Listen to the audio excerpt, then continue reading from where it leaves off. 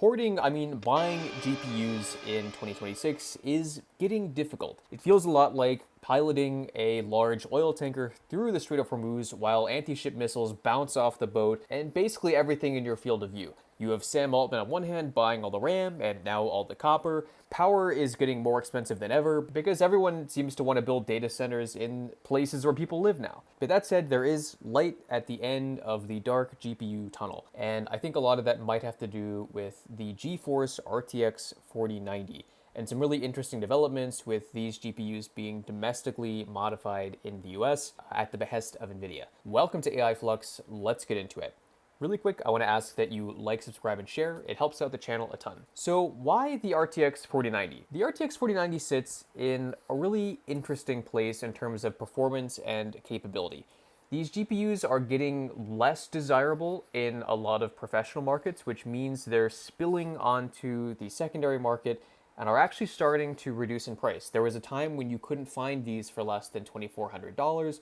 And now they're finally dipping under about $2,000 on eBay. And if you crawl around Facebook Marketplace long enough, you can also find some really good deals. Now, they're not as cheap as a 3090, and they're not as capable as a 5090, but they present really interesting performance characteristics.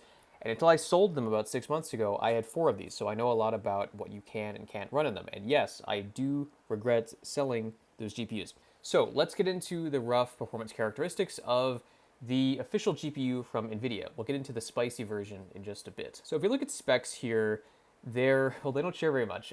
You have 16,000 CUDA cores, really decent base clock, and 24 gigs of GDDR6 memory. You also get the 4th generation tensor cores with around 1,300 AI tops, which again is an NVIDIA metric, so this doesn't compare well to other GPUs. And what this GPU doesn't have in VRAM, it has the same 24 gigs as the 3090, you get a nice bump in tensor performance. It's roughly 15 to 26% faster in most cases.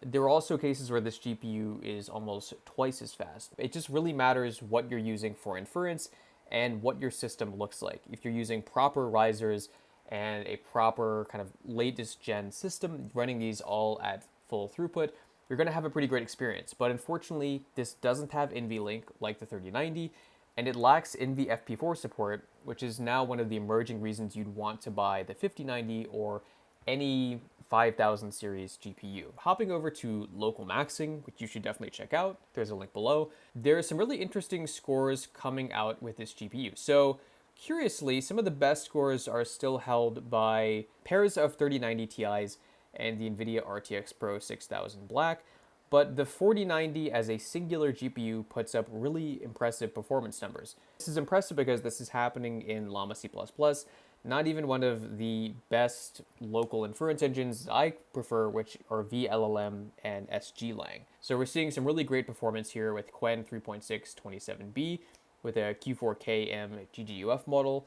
And there's a lot of work that's still going on to improve performance here. But the key here is these are really great GPUs in terms of speed. They're just a little bit harder to group together to run on larger machines.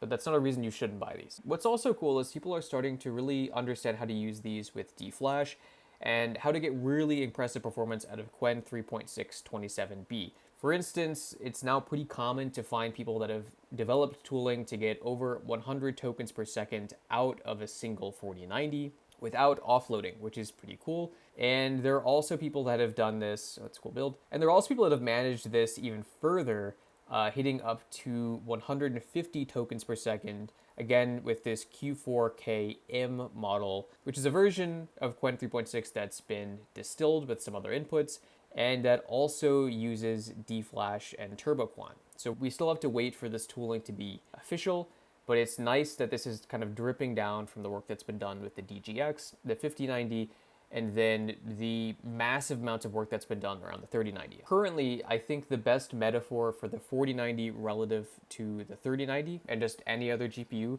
is if you look at Tesla's, Tesla has actually stopped making the Model S and Model X and now pretty much focuses on the Y and the 3 entirely. And it's because most of what people have, and they're also more approachable, and it's the core of their self-driving infrastructure. So a huge lion's share of the tooling that you'll find online today is entirely for the RTX 3090 or two 3090s or four 3090s. And it's because it's kind of a standard that's emerged. The NVLink support is a really impressive feature that even today is a standout against even the 5090.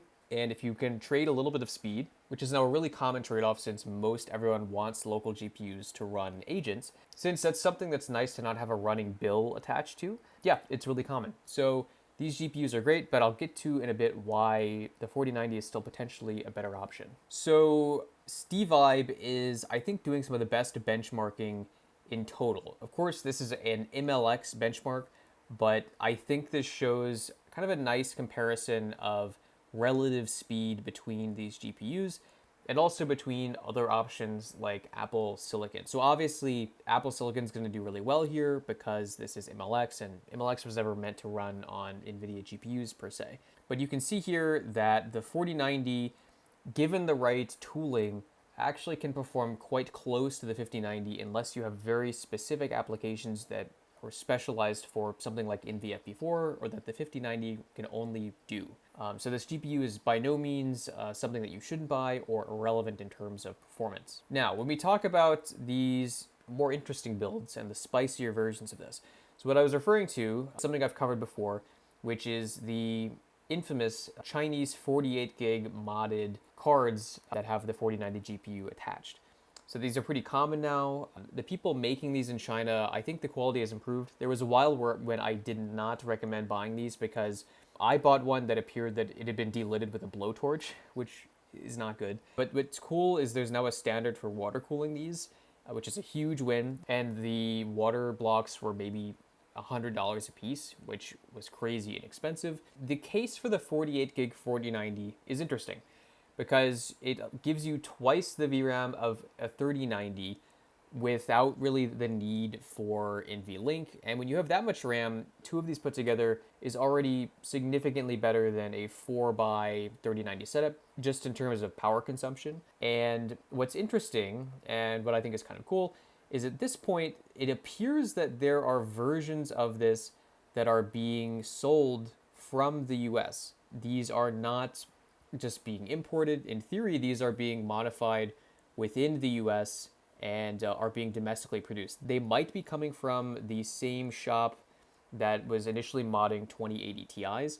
What's interesting is their pricing isn't better yet. So initially, I don't know why you kind of bother buying from them, but if they price them even like $500 less, I mean, this would be such an obvious choice. Really not even funny. They also have these nice stickers that say that they were genuinely modded by them, and it'll be interesting to look into what else they have to offer. What's nice with this is I think the odds that they've been kind of reflowed with a blowtorch is low. What's also nice is we know that the driver support for these has actually completely stayed. NVIDIA has pushed a number of new driver versions and they haven't flat out blocked these in the drivers, which is kind of crazy. So they're posting all these receipts. It appears to be Precision PCB Services Inc.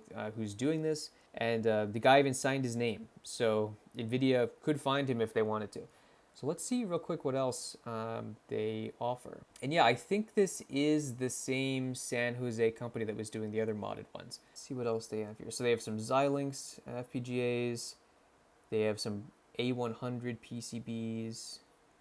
Some kooky stuff here. Wow, that's very interesting. What's also interesting is they have A100s on these conversion board, which is really cool. So it's hard to see here, but this is actually a converted SXM4 module. So basically they took it off of an SXM4 module and then applied it to a PCIe module, which is kind of wild. So yeah, definitely check out GPEX. That's really cool.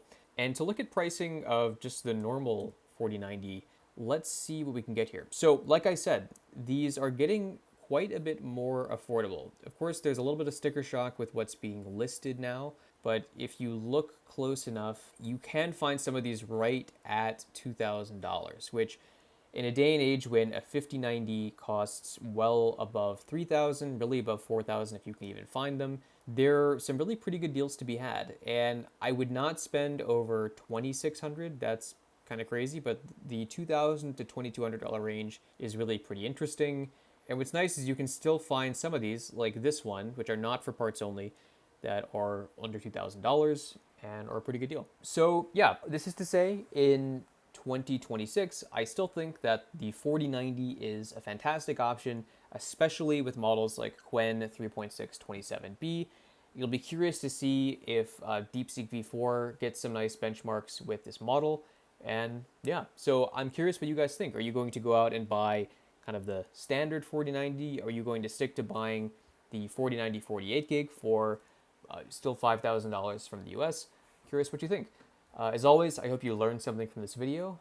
Please like, subscribe, and share, and I'll see you in the next one.